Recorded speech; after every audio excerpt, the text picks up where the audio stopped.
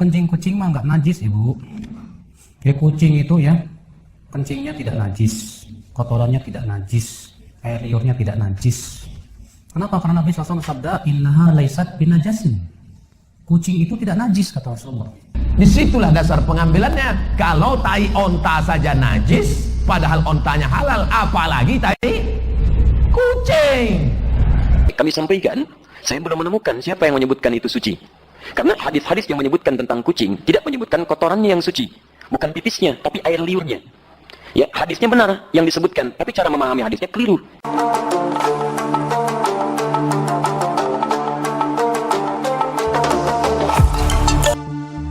Nyata tidak bahwa kotoran kucing atau tinja dan kencingnya adalah suci sebagaimana yang difatwakan oleh salah seorang salafi Wahabi.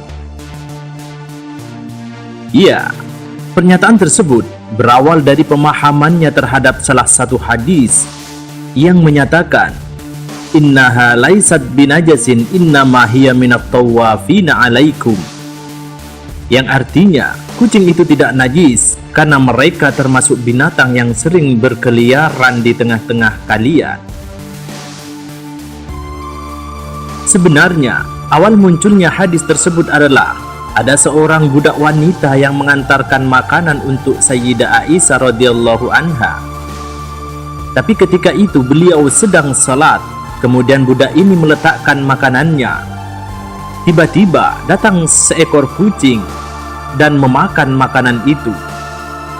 Setelah Aisyah selesai, beliau memakan bekas gigitan kucing.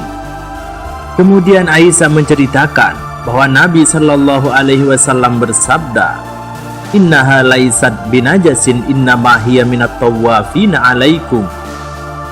Kucing itu tidak najis karena mereka termasuk binatang yang sering berkeliaran di tengah-tengah kalian. Selain itu, Sayyidah Aisyah menambahkan sebuah riwayat yang menyatakan, "Qad ra'aitu Rasulullah sallallahu alaihi wasallam yatawaddau bi fadliha." Aku pernah melihat Nabi sallallahu alaihi wasallam berwudu dari sisa air yang diminum kucing. Hadis riwayat Abu Daud dan disahihkan oleh Al-Albani. Hadis ini menunjukkan bahwa kucing adalah binatang yang suci, bulunya suci dan air liurnya juga suci. Abu Yusuf, Imam Malik, Imam Syafi'i dan Imam Ahmad berpendapat bahwa kucing suci badannya dan air liurnya tanpa makruh. Alasan mengapa kucing itu binatang suci karena dia tinggal bersama manusia, sering berkeliaran di tengah manusia, sehingga akan sangat memberatkan atau masyakkah jika hewan semacam ini statusnya najis liurnya atau kulitnya. Sebagaimana keterangan lebih lanjut dalam kitab Tawdihul Ahkam. Hanya saja, sebagaimana pandangan ulama mazhab bahwa kotoran kucing najis, begitupun kencing kucing juga najis. Ini sebagaimana keledai. Dia binatang suci, boleh ditunggangi, liurnya suci, hanya saja kotoran dan kencingnya najis. Pada dasarnya, kotoran yang keluar dari pencernaan hewan selain dianggap menjijikkan atau mustadzar, juga dikategorikan sebagai salah satu perkara yang najis. Sehingga ketika kotoran ini menempel pada badan atau pakaian orang yang sedang salat, dapat berakibat pada batalnya salat yang dilakukan. Status hukum kotoran hewan adalah najis secara mutlak, baik berasal dari hewan yang halal dimakan dagingnya seperti kambing, sapi, ayam, dan lainnya, atau hewan yang haram dimakan dagingnya seperti anjing, babi, tikus, dan lainnya.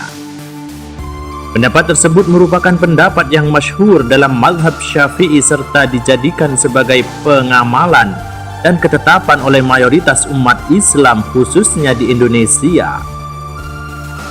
Dengan demikian, dapat dipahami bahwa apapun bentuk yang keluar dari pencernaan kucing, apalagi berupa tinja dan kencing, maka hukumnya adalah najis, sehingga pernyataan seorang salafi Wahabi tersebut adalah tidak benar dan kurang jernih dalam memahami sebuah hadis Rasulullah Sallallahu Alaihi Wasallam. Bahkan kalau kita cermati berbagai literatur fikih dijelaskan bahwa bagian tubuh yang terpotong dari hewan yang masih hidup, maka status suci dan najisnya persis seperti bangkai dari hewan tersebut. Artinya, ketika bangkai dari hewan tersebut dihukumi suci, maka potongan tubuh tersebut dihukumi suci. Misalnya potongan tubuh dari ikan dan belalang. Sebaliknya, jika potongan tubuh berasal dari hewan yang bangkainya dihukumi najis, maka potongan tubuh dari hewan tersebut dihukumi najis, seperti pada hewan selain ikan dan belalang. Ketentuan hukum demikian berdasarkan salah satu hadis, ma quti'a min hayyin fahuwa mayyitun. Sesuatu yang terpisah dari hewan yang hidup, maka statusnya seperti halnya dalam keadaan bangkai. Hadis riwayat Hakim. Namun dikecualikan ketika bagian tubuh yang terpotong adalah rambut atau bulu dari hewan. Status rambut atau bulu yang terputus dari bagian hewan tidak langsung dihukumi sama seperti bangkai dari hewan tersebut, tapi terdapat suatu perincian. Jika bulu yang rontok berasal dari hewan yang halal untuk dimakan, maka dihukumi suci. Sedangkan jika bulu yang rontok berasal dari hewan-hewan yang tidak halal dimakan dagingnya, maka bulu tersebut dihukumi najis. Namun terkait bulu kucing, para ulama tetap mengkategorikan bulu yang rontok dari kucing sebagai benda yang najis. Namun, najis tersebut dihukumi ma'fu atau ditoleransi ketika dalam jumlah yang sedikit. Ditoleransi pula dalam jumlah yang banyak, tetapi khusus bagi orang-orang yang sering berinteraksi dengan kucing dan sulit menghindari rontokan bulu kucing. Hal ini sebagaimana keterangan dalam kitab Asyiyah Al-Bajuri ala Ibnil Qasim.